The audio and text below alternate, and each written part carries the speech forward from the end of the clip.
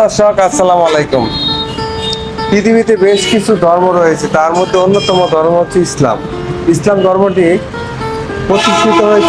প্রতিষ্ঠাতা হচ্ছেন হযরত মুহাম্মদ সাল্লাল্লাহু আলাইহি সাল্লাম 570 খ্রিস্টাব্দে মক্কার কুরাইশ বংশে জন্মগ্রহণ করেন এবং 630 খ্রিস্টাব্দে তিনি মৃত্যুবরণ করেন। তার সুদীর্ঘ 60 এবং 62 বছরের কর্মজীবন হচ্ছে ইসলামী দৃষ্টিকোণ থেকে সুন্নত, এবং তার উপর অর্পিত ধর্ম হচ্ছে ইসলাম, এবং তার উপর অর্পিত ঐশী গ্রন্থ হচ্ছে আল কোরআন।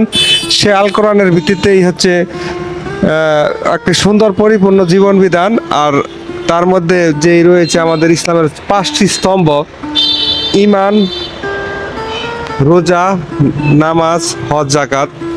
একমাত্র ইবাদত হচ্ছে রমজান, রোজা, যেটা একমাত্র বান্দার সাথে মহান রব্বুল আলামিনের সাথে সংযোগ ঘটায়। একমাত্র তিনি এবং বান্দা ছাড়া কেউই জানে না সে তার ইবাদত সম্পর্কে। বা রমজানের প্রথম দিনে কর্মব্যস্ত রয়েছে, যদিও এখন দুপুরবেলা, কিন্তু সন্ধ্যার সময় এই স্থানগুলি ইফতার এবং বিভিন্ন দোকানের এক যেন হবে মিলন মেলা।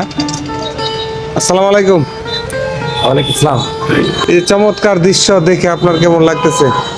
আলহামদুলিল্লাহ, আল্লাহ পাক আজকে এই প্রথম রমজান মাসে খুব সুন্দর এবং সুস্থভাবে চিও রেখে এই সময় অবধি পর্যন্ত যে আমাদের অতিবাহিত করাচ্ছে, এই সকল বিষয়ের প্রতি শুকরিয়া জ্ঞাপন করছি। আলহামদুলিল্লাহ। আসলে ইসলাম মূলত হলো শান্তির ধর্ম।